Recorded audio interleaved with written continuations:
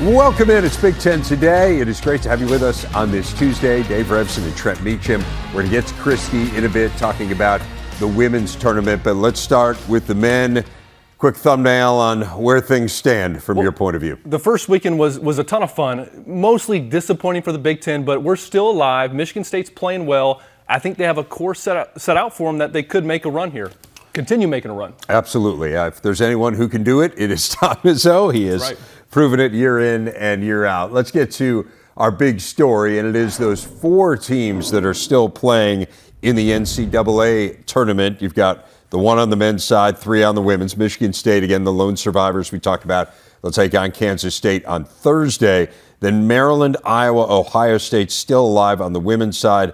The Buckeyes advanced last night. Indiana did not. More on that in a bit. But let's focus in on Michigan State. They knocked off the 2nd seed Marquette on Sunday. Their 15th Sweet 16 in 25 years. Only Duke has more. It's really been remarkable for Michigan State through the years.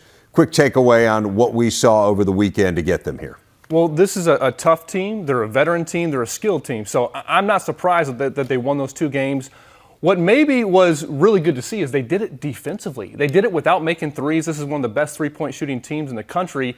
Did not shoot the ball well, but their defense was elite. Did it on that end of the floor, and I thought their mindset of just attacking the basket was fantastic. Now, you are a shooter, so when you look at a team that hit so well from behind the arc all season, and then all of a sudden, at the most inopportune time, goes into a slump here, do you kind of think law of averages?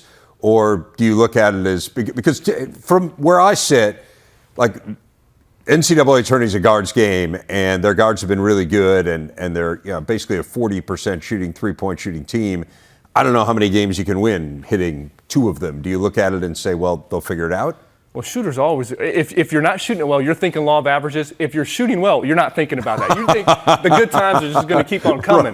Right. But I just think if I'm Michigan State, if I'm Tom Izzo, you shoot it poorly, and you win, you advance. I think that bodes so well for them. Those 3 guards are playing at a great level. Hogarth's the one that's kind of been up and down. You know, it can be a little Jekyll and Hyde. Him and Tom Izzo going back and forth. Tyson Walker, his 23 points against Marquette. Tough shot maker. And even when the 3 ball's not going, he's a guy that can get to his mid-range, despite his size, pull up, knock down shots over defenders, get around defenders. Jay Nakins, I talked about him last week being an X factor. Wasn't dynamic against Marquette, but his athleticism, his ability in the open court, his ability to slash gives them another guy.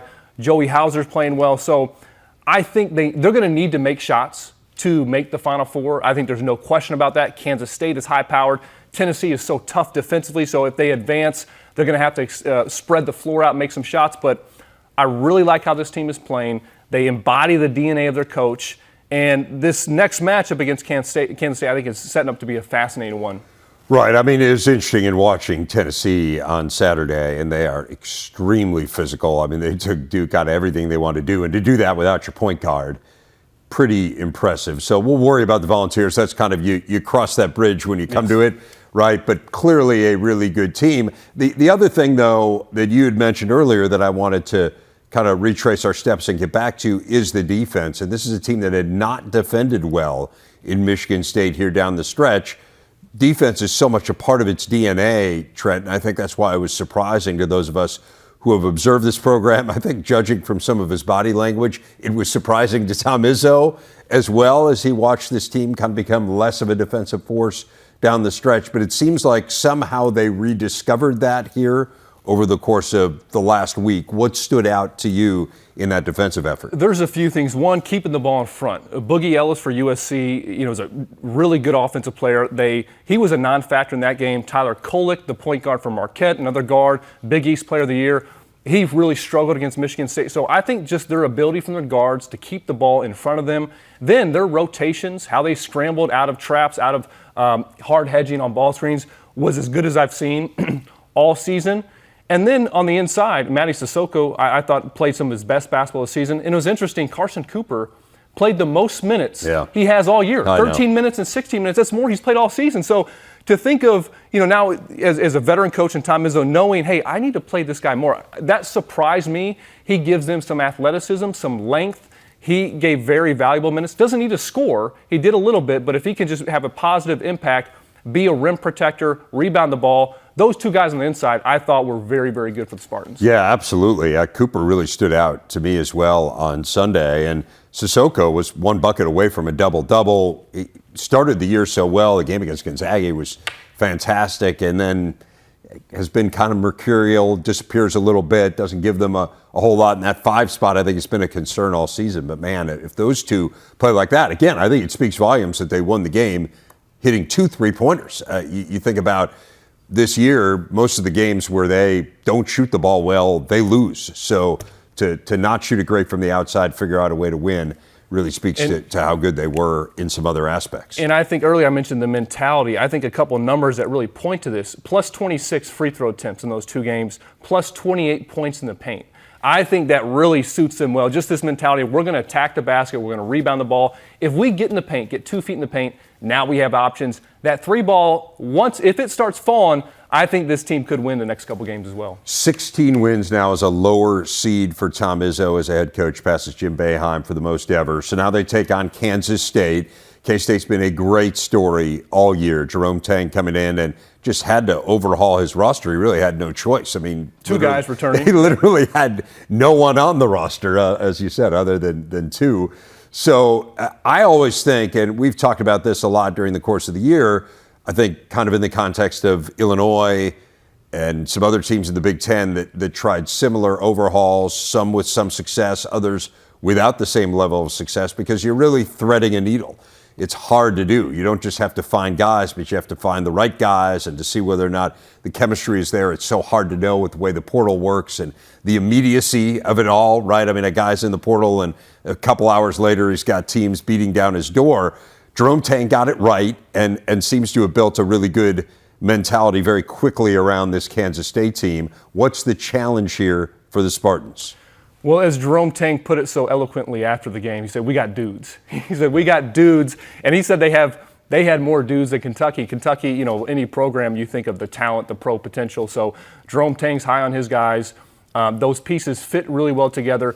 The challenge for Michigan State is especially those 2 guards. Marquise Noel, Keontae Johnson, those guys are dynamic. I was texting with our colleague, my former coach, Bruce Weber, and because Marquise Noel is one of the 2 holdovers from his tenure there. And he said they had some resistance in bringing him on. This is a guy that at Arkansas Little Rock did everything, did whatever he wanted. He's only 5'8". Can he compete at this level? I think he's been the best player so far in the 2 games, the NCAA tournament, 44 points, 23 assists in those 2 games.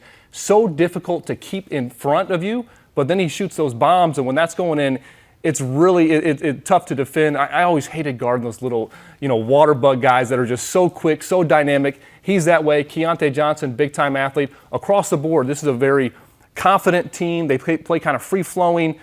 Now, Michigan State, I think a bit more discipline, more experience. They've had more continuity over the course of these guys' careers. It's going to be a great matchup.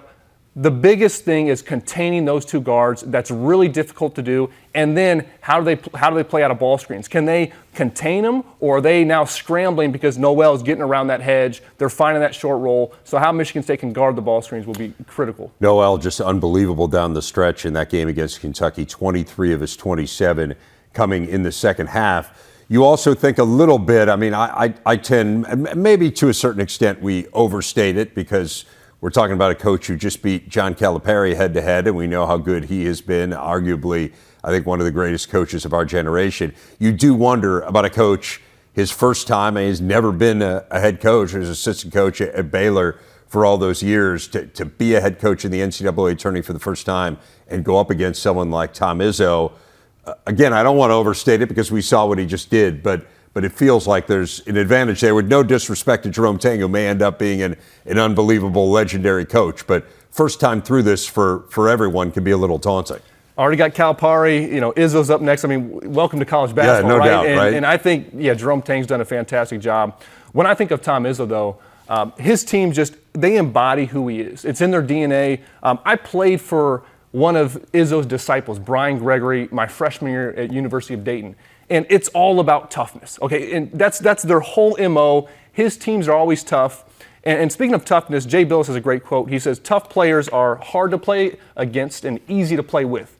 I don't know if Izzo's easy to play for, but I think he's much easier to play for than play against. And I think as you've gone through a season, this team has gone through adversity. They've had injuries. They've lost games.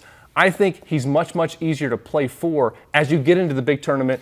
He's been there before. I think he gives them a level of confidence that a lot of teams don't have. Those players can, what he says, hey, they know they can trust him. And they're playing, they're playing at the right level right now. He knows what buttons to push, that's for sure. He's 2 wins away from what would be his 9th Final Four. The numbers are just staggering for Izzo. 55 NCAA tourney wins all time. That is tied for, as you can see, the 7th most ever. He could pass Bill Self with a win over K-State. Could join John Calipari with a Final Four berth. It's pretty amazing when you consider MSU had won just 17 NCAA tourney games all time before he took over. And you've gotten into a little bit of this here, Trent, in terms of how difficult he is to play against. But just give us a sense, like what do you believe makes him so good this time of year? Sometimes with teams that are a little confounding during the course of the season. And I would count this team as one of them. I mean, they lost to Notre Dame, not a great team. They turned around and lost to Northwestern. I think a lot of people just kind of push them aside. We talked a lot on this set during the course of the year that we just weren't talking about Michigan State as much as we typically do, and yet here they are, the last team standing. So why? What is it about Izzo? Well, I think there's a couple things. One, I want to reference earlier this year on this set, I gave my best backcourts in the Big Ten. Number one, I got some flack for this. Right. I said Michigan State. This is back in January. Yes. So they have the guards. Guards win in March. Guards win in college basketball. This is a guards game. They have that. But I think Tom Izzo, I mentioned his toughness. I mentioned his team just embodies who he is as a coach. His players play for him. I mean, it's evident. And he can ride his players. He can be very demanding. But it's so clear that he cares for them. He's able to balance that tough love. And I think he's as tough, as demanding as any coach. But he cares for them. You see him put his arm around his players. And there's a real relationship there. And that's been evident. I was at the 2000 National Championship game, and I was at the very top row, okay? Not great seats. Watching them beat Florida win that national title. So I've kind of, as a Big Ten fan, growing up in this country, followed this ball club. And you've just seen year after year, doesn't matter who's in the program, there's a connection there that not every coach has. And he's able to ride his guys, and they're willing to play for him, compete for him, fight for him, like not many, I think, coach-player relationships have. And now you get into March, you've gone through some bumps, you've faced adversity, and you're primed to play your best basketball. Once again, Sparty's doing that. His relationships with his players are fascinating because he will ride them, but they will ride him too. And that's, the give and take, I think, is always so interesting this time of year. But look, the results speak for themselves. 32 games over 500 in the NCAA tournament in his career. I mean, you think about the magnitude of these games. 32 games over 500 tells you something. Obviously, Miami was red hot. They hit 8 of 14 from 3. You can win a lot of games that way. And IU, which was the second best field goal shooting team in the country, shot just 41%. So to your point, went cold for a while. Is there something bigger that we can take from this, Christy? I found it interesting that this is the first time now in 25 years, I think it is, that 2 1 seeds were knocked out before the Sweet 16 because we saw Stanford go down as well. Is this a reflection of more parity in women's college basketball, or is this just a coincidence, something that happened this year? No, I think there's been so much more parity across the women's game, not just in the last year or two, but I would say in the past 5 to 8 years. I think there's been some difference makers in our game that we've seen. So, yes, to have Stanford fall as the number 1 seed, also having Indiana, number 1 seed for the first time in program history, fall now and not advance to the Sweet 16. I think it just speaks to the volume of quality coaches at the grassroots level, right? I think the players are getting stronger, players are getting better, and then now the wealth is spread out across the country. You've seen that in the Big Ten. I mean, there were 5 or 6 teams at one point this season in the top 25, 4 in the top 10. So I guess the challenge for everyone is to kind of let go of the premise that there are only 2 good teams in women's college basketball. No, 68 teams made postseason, right, in the NCAA tournament. So let's talk about that, okay? There's extreme depth across all those 68 teams. They didn't just land there. They worked their butts off to get there. So I think there's a tremendous amount of parity. And I think that needs to be respected. So you got to be ready to compete. You got to be ready to play hard. You have to be consistent, right? And you have to be tough. I was listening to what you were saying about Michigan State, like the toughness of postseason and how you have to be prepared for that. And maybe if you haven't participated in it, coaches who have been well-versed and battle-tested can help you and blueprint you through. So I think there's so much parity in women's basketball, and I think it's a beautiful thing. I think it's wonderful to see it. But, night in and night out, these 16 teams remaining, anybody can be beaten. And that's something that should be on the top of every coach's whiteboard. Like, it's not a given because of your seeding, okay? It's not a given because you want to win. Everybody wants to win. But how tough can you be? How have you prepared yourselves mentally for this moment? And I think that's the biggest difference in the women's game lately. Just disappointing to see it in a year where so much went right. They set a school record for wins. They get a #1 vote in the AP. Just so many positives for Indiana. Ohio State is still playing. J.C. Sheldon has given them a huge boost with her return. Of course, she battled the foot injury all year. She only played 6 games in the regular season. Feels like she's hitting her stride. How much has her return helped them as they narrowly advanced, nearly gave up a huge lead? It was almost the inverse of the Indiana game, but figured out a way to survive and move on after beating North Carolina. Well, in the thought process of head coach Kevin McGuff at Ohio State, huge. It's huge to have her back on the floor. I mean, she played 5 games to start the season, tried to come back towards postseason right before the Big Ten tournament, played 1 game, but really wasn't quite feeling herself, but then played in the tournament and was incredibly impactful, got them to the championship game where they eventually lost to Iowa. But when you have a player like J.C. Sheldon who stays in the gym, okay, she's a gym rat, she has to be dragged out of there. And for her to have that injury this year and for Ohio State to have 19 wins in a row at the beginning of the season, she only played 5 of those. So with the team clicking without her, I think it made it even stronger for them to win in a game against North Carolina the way that they did, because everyone else had to pick up their game, okay? Everyone else had to go even harder, smarter, stronger, tougher, in the absence of J.C. Sheldon. And then add in J.C. Sheldon with everyone else playing at an elite level because they had to level up in her absence. I think that's what you saw in that North Carolina game. And for her to be the one to knock in that shot with just under a second left. I mean, Deja Kelly had just hit a shot on the other side with about 11 seconds left. So dramatic. And then J.C. Sheldon with her cape on comes flying in there and hits that mid-range to win it all. So I just think her impact is so incredible. But I also think she was a great leader when she wasn't on the floor. And I think that also helps as well, right? To have her voice as one of the captains of the team, even though she wasn't able to be out on the court physically for a stretch of games this season, she was still right in lockstep with the rest of her teammates and the coaching staff. She got the dub chain for sure after that victory, advancing Ohio State to the Sweet 16. And now they take on UConn, and it's the one team you really don't want to see in your bracket. I realize they're not quite the UConn team they've been in past years just because of the injury issues they've had. But 14 straight Final Fours is 14 straight Final Fours. I mean, it's about as absurd a streak as there is in sports. And that's where UConn is right now. So statistically, this is as difficult a matchup as you can get just based on recent history. But give us a sense of how these two teams, as they're currently constructed, match up, and what it would take for Ohio State to win.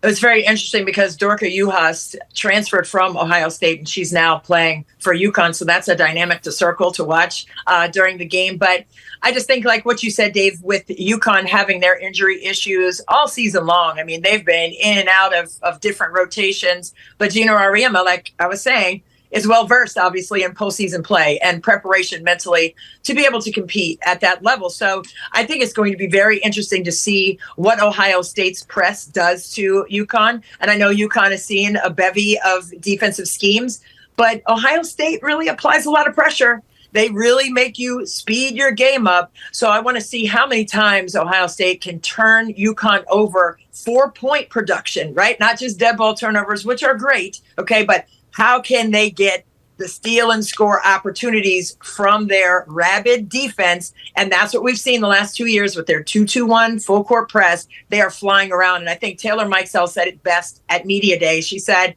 we don't really have rules in our press. We just fly around. And that makes us tough to scout. Because if the ball goes here, you don't know where the trap's going to come from, okay? Because we just move organically and try to just close down lanes and get in the way and shoot gaps and get steals and get to the ball. So I think that makes it even tougher to scout because you're watching film and it's like, well, those 5 sequences of their press, all 5 of them are different. So how do you prepare for that? So you have to be ready that to see any kind of traps that are coming your way, to see any kind of rotations. So let's see if that impacts the flow of offense for UConn. But I think it's going to be very interesting. I mean, UConn, yes, they have 14 consecutive Final Fours, which is astonishing and very impressive. UConn hasn't won a title since 2016. Okay, so they want to get one. Obviously, all the 16 teams remaining want to get a title. But I think it speaks to what we were talking about the parity of the game. They've made it there, but they haven't gotten over the hump in a while. So I think it's going to be very intriguing to see what the hunger level is for both teams, but I want to see that dynamic against a highly efficient UConn team on the offensive side, how they handle the pressure from Ohio State. That'll be the big question for me. And the Buckeyes trying to get over a hump for them as well. They've lost their last 6 trips to the Sweet 16. Plenty of highs for Purdue this year, including that Big Ten tournament title. They won the Big Ten regular season by 3 games, but as you surely know, if you're watching this program, they also lost on Friday night to Fairleigh Dickinson, becoming just the second 1 seed ever to lose an opening round game in the NCAA tournament. So, Trent, how do you put this season into perspective from Purdue's point of view? Well, if you go off the expectations coming in, there's a lot to love about it. You win a Big Ten regular season title, you win a Big Ten tournament title, you have the National Player of the Year. So there's a lot to celebrate from the season, but there's no doubt it's disappointing. Look, this team didn't petition to be a number 1 seed. They didn't petition to be ranked number 1 throughout the course of the season. They earned that. They earned those rights based on having a great season, but their flaws were really exposed the second half of the season, and none more so in that loss against FDU. Lack of quickness, lack of playmaking, inability to beat pressure. I thought a hesitancy on their part. I mean, they were on their heels. They were, kind of afraid to make mistakes. They played not to lose. That's not how you win games. And when I think of the roster, most of these guys were not highly touted guys. And I don't know, I never thought about this, but are they used to being kind of the hunted? Are they used to being the favored team? I don't think so. I think they probably play better when they have a chip on their shoulder, when they're the underdog. I think that's how all these guys have probably been growing up throughout the course of their basketball career. So no doubt, really good season overall, but incredibly disappointing finish. The inability to make shots. And when you have wide open shots, I mean, sometimes basketball just comes down to making or missing shots, but I think you saw their hesitancy.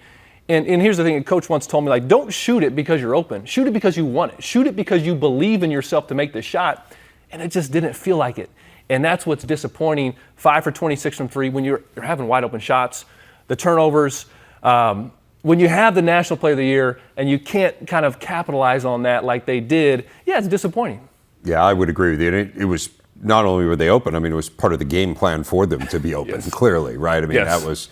that was what FDU was willing to give them, and unfortunately they were unable to make them pay, and so now eliminated here. Again, it's fair to point out, we talked about this yesterday, the other 1 seed to lose to a 16 was Virginia, and they went on to win a national championship the next year. So perhaps Purdue will. I think there's certainly reason to believe that Zach Edey might come back to West Lafayette. You'll have a more experienced roster. We'll see whether that comes through. Indiana also an earlier exit than the bracket would predict as they lost to Miami. Again, you're 4 seed. The bracket would suggest that you make it through to the Sweet 16. They didn't do that. However, they beat Purdue a couple times. They made it into the round of 32 for the first time in 8 years. They had a first-team All-American in Trace Jackson-Davis. Certainly a lot of positives, but what do you make of the early exit? They're a very different team from Purdue, but there's a lot of similarities. You have this your centerpiece in the center position, TJD, first-team All-American, not able to capitalize with a championship or Final Four run for him. That's disappointing. Inability to make shots. Their last 5 losses They shot 22% from three, 19 for 85 from three, not able to make shots. It felt like they were not the aggressor. You know, you want to go down swinging. If you go down giving it your best shot, you lose to a team that's hot or playing better, so be it. But both those teams, you felt like they were not the aggressor going down. And also, I think it exposed a little bit the lack of playmaking. Now, Indiana, they missed Xavier Johnson. And I thought if they had him and Jalen Hood-Schifino playing together, playing well off each other, that gives them two, top-notch guards that can go create off the bounce, create for themselves, create for their teammates. Without him, they only had Jalen Hood-Schifino. And I think what we're seeing is if you only have one guy, or in Purdue's case, really, Braden Smith's the one guy that looks comfortable against pressure, but let alone somebody go create and make a play, it's tough to win in basketball. If you can't make shots, too, and then you don't have those guys to create off the bounce. We saw Miami against Indiana with Isaiah Wong and Nigel Pack, and those guys can make plays for themselves. Indiana did not have that. Purdue did not have that, and ultimately that hurt them. 4 returning starters. They were the team that I think everyone believed was going to win the Big Ten. You mentioned one of those returning starters was Xavier Johnson. He went down for the year with that foot injury. But to your point, they just looked a step slow against Miami and didn't have the sense of urgency, I think, that you would expect in an NCAA tournament game. Illinois bounced out in the first round by Arkansas. I think kind of indisputable talent for this Illini team. But this is along the lines of what we were talking about for Kansas State. I just think it's hard when you lose 86% of your scoring. I used the term earlier, you have to thread the needle, and that's kind of what they needed to do. And it just feels like, for whatever reason, the pieces that they put together to plug those holes and to become the centerpieces of the team never necessarily fit together as a cohesive unit. Yeah, this is their whole season. It is an interesting team because so different from how they've been in the past few seasons, anchored by Kofi Cockburn. Now, a lot of athleticism, a lot of length, a lot of versatile pieces. You're going to win some games because you have some talent, but was never able to come together. It just felt like the chemistry they never quite meshed. I think it exposed there's no point guard, and I think a lack of leadership from what I saw. You don't have those things, you're going to be inconsistent. You're not going to find those rhythms. You're not going to win tough games, and they had a hard time doing that. They did indeed. The lack of a point guard, you pointed out, and again, they recruited a good one in Sky Clark. He chose to leave the team. Jaden Epps is more of a scoring point, but again, I mean, that's a challenging situation, particularly when you've had Ayo Dosunmu for a couple years. Look, they went through a stretch where they didn't make the NCAA tournament, right? So to have made it 3 straight years is a positive, but I think you also look back and say, to me, the disappointment wasn't so much this year. It was the previous couple years, the year where we had Ayo and Kofi, and then last year with just Kofi, who was a unique player, to not be able to get through at least out of that first weekend. That's, to me, where the real disappointment lies. I think this year was always a challenge piecing it together, and maybe this was kind of what it was going to be. I think no doubt. And we saw there's just nobody to organize this team, nobody to get them in their sets, in their spots. That just never happened. That's lack of leadership. That's lack of a point guard. But again, hey, you make the NCAA tournament, you give yourself a chance, you have a successful season. I think that the arrow is still pointing up for Illinois basketball. Similar frustration for Iowa. Again, a really consistent program. They make the tourney every year, but just can't get out of that first weekend. Can they win a game when they're not hot, when they're not in rhythm? Can they maybe do what Northwestern did? I don't know, and kind of develop a different mindset in coming seasons. This is a team that the last 5 years they were top 15 in offensive efficiency. Last 4 years, top 5. Okay, so this is a team that can get it done on that end of the floor as well as any team in the country.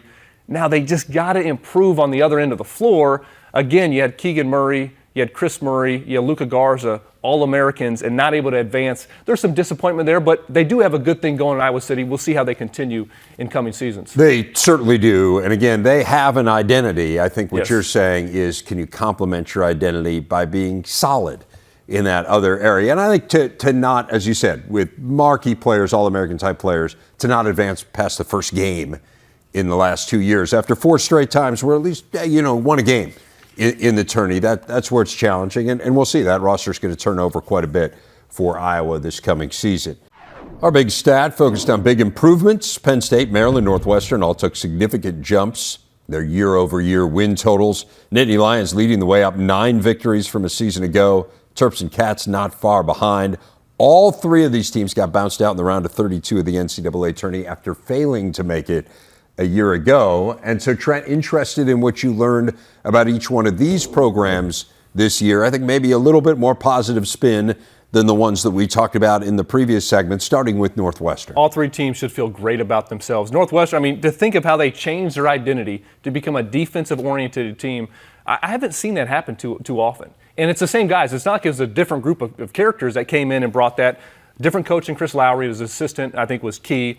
Led by those guards, though, Boo Boo and Chase Audige. I mentioned Michigan State, maybe the best backcourt. Probably Northwestern, number 2. Okay? They got to feel great. I thought they maxed out their ability. I thought of any team that I saw all year, they played to their strength. I thought guys starred in their roles. You give that coaching staff a ton of credit. The reason why Chris Collins was coach of the year. This group was so much fun to watch. They competed, they played together, and they had a chance against UCLA. They could just knock down some shots. Yeah. I think they're in the Sweet 16. So some disappointment because they're so close, but fabulous season for Northwestern. And that was the Achilles heel all year, obviously, was the shooting. They do so many other things well. It'll be interesting to see, like Dubuis and Audige and Barron, who all have a year left. Yeah. If they want it, do they stay and kind of build the bridge and then really help Chris Collins establish this program? I think that's going to be the big question mark. Maryland, really good story in year 1 under Kevin Willard. What did you learn about the Terps? Well, I thought just Kevin Willard, his ability to bring back some guys, to incorporate a Jameer Young and go into the transfer portal and get a marquee guy.